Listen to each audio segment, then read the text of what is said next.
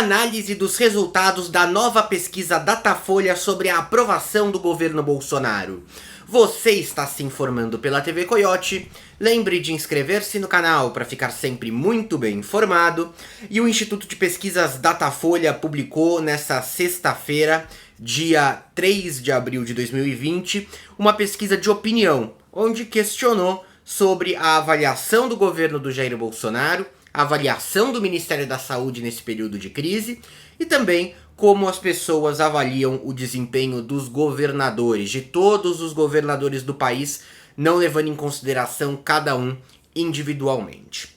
Bom, gente, vamos primeiro aos resultados, depois a umas análises e algumas observações sobre a metodologia que foi utilizada nessa pesquisa em específico, tá bom?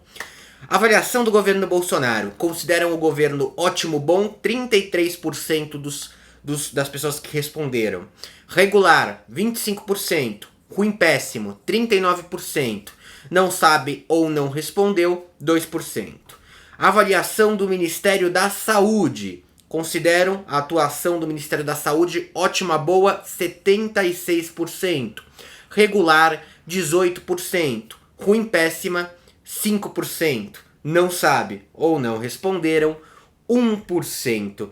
Avaliação geral dos governadores. A pessoa é perguntada sobre como ela avalia os governadores e não o governador do seu estado em específico, tá?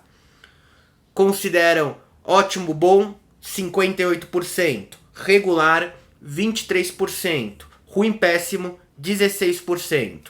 Não sabe ou não respondeu, 2%.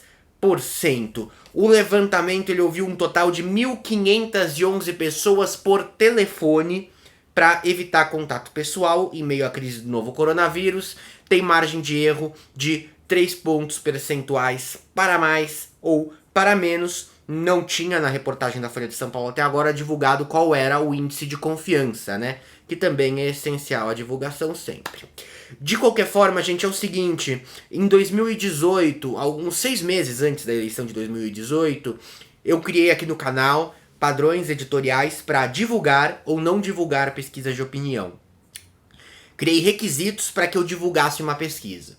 Um dos requisitos é que a pesquisa tinha que ser feita presencialmente, não podia ser feita por telefone.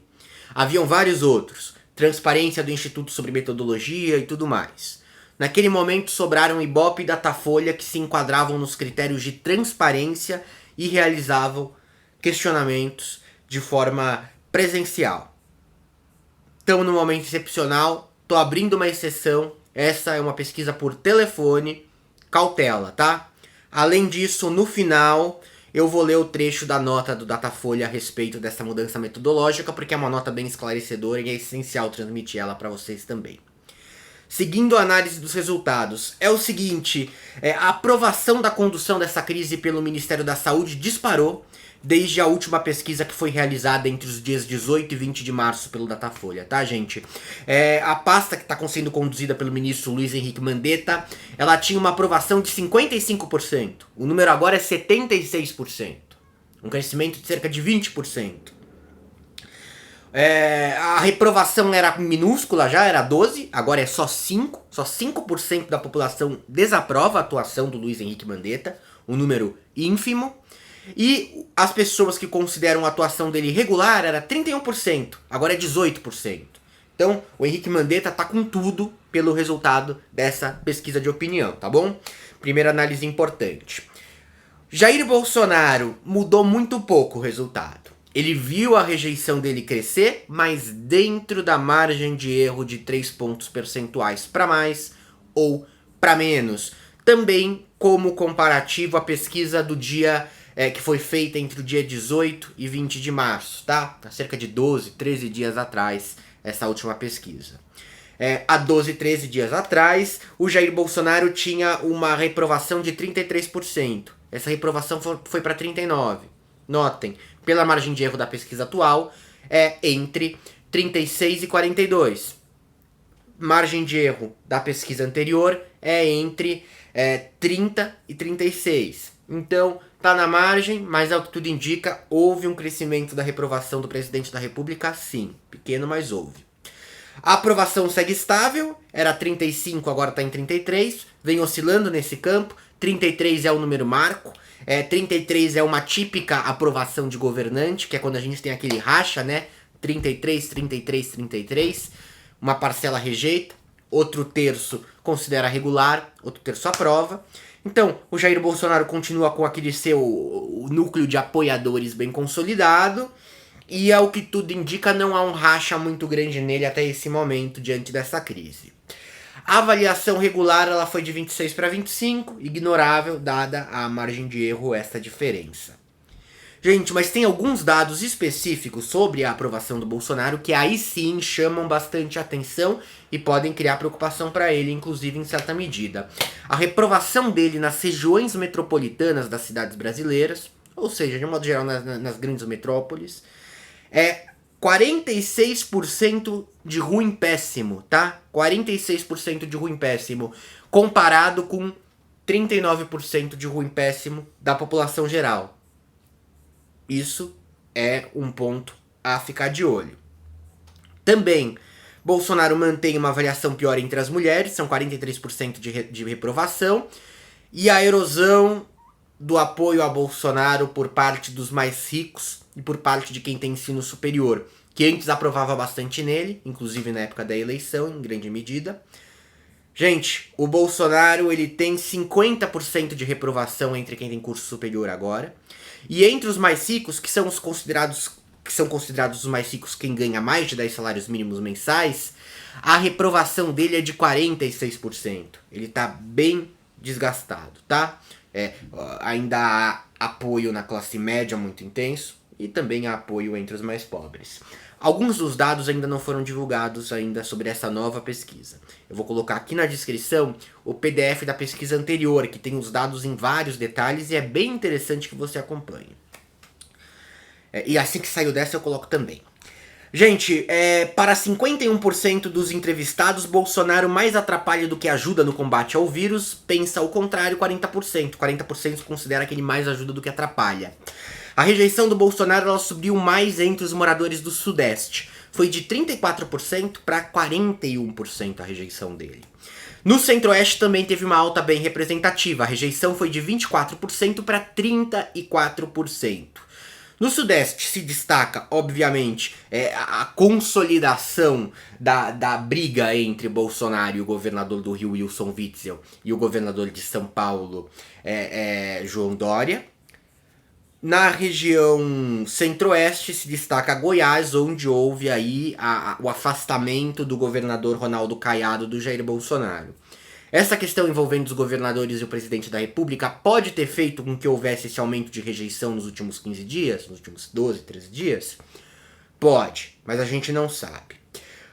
O Sul é o estado que mais aprova o Bolsonaro, com 39%, ao lado do Centro-Oeste. O próprio que está rejeitando em 34% teve essa grande alta na rejeição.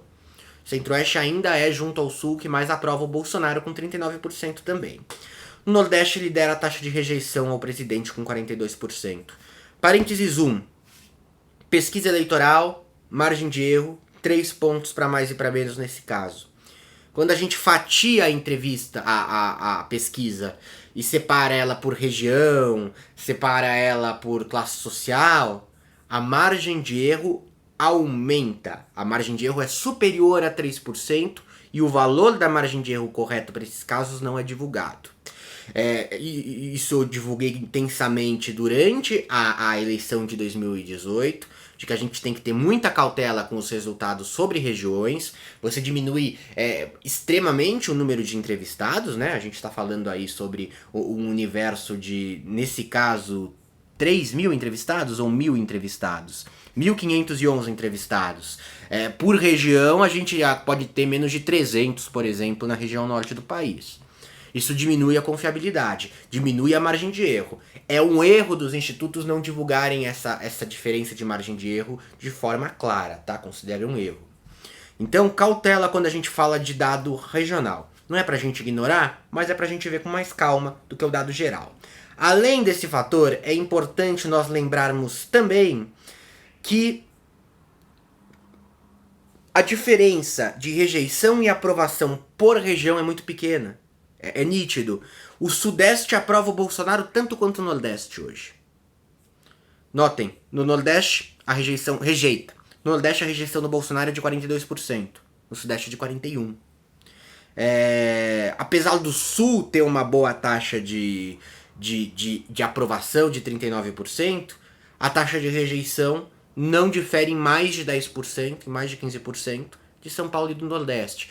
Então, a gente tem essa impressão de que as regiões do país estão divididas em nome do presidente ou contra ele. Isso não existe. Existe, ok, existem diferenças, mas se dá mais pela diferença do perfil das pessoas que moram em cada região do país do que a diferença regional mesmo. Se dá mais pela concentração de pessoas de classe alta num lugar e a concentração de pessoas de classe alta em outro. Logo, cuidado com isso. Cuidado até em divulgação de resultados de eleição, tá? Capital do Nordeste muitas vezes vota bem parecido com capital do Sudeste e do Sul. A diferença muitas vezes se dá em regiões mais do interior. Mas isso é uma discussão muito grande que a gente pode ter e eu já tive em vários momentos por aqui, mas é sempre bom lembrar, tá?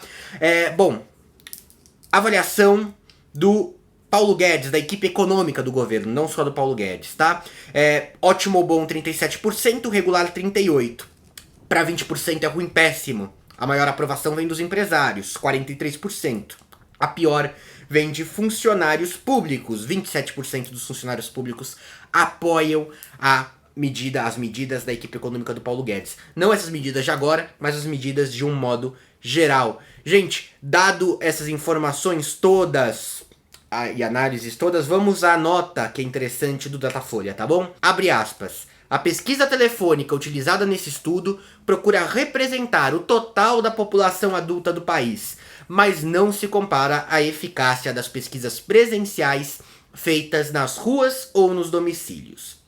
Por isso, apesar de aproximadamente 90% dos brasileiros possuírem acesso pelo menos à telefonia celular, o Datafolha não adota o método em pesquisas eleitorais, por exemplo. O método telefônico exige questionários rápidos, sem a utilização de estímulos visuais, como cartão com nome de candidatos. Além disso, torna mais difícil o contato com os que não podem atender ligações durante determinados períodos do dia, especialmente os de estratos de baixa classificação econômica. Assim, mesmo com a distribuição da amostra seguindo cotas de sexo e idade dentro de cada macro-região e da posterior ponderação dos resultados segundo escolaridade, os dados devem ser analisados com alguma cautela. Na pesquisa divulgada nesta sexta-feira, feita dessa forma para evitar o contato pessoal entre pesquisadores e respondentes, o Datafolha adotou as recomendações técnicas necessárias para que os resultados se aproximem ao máximo do universo que pretende representar. Todos os profissionais do Datafolha trabalham em casa, incluindo os entrevistadores, que aplicaram os questionários de suas casas através de central telefônica remota.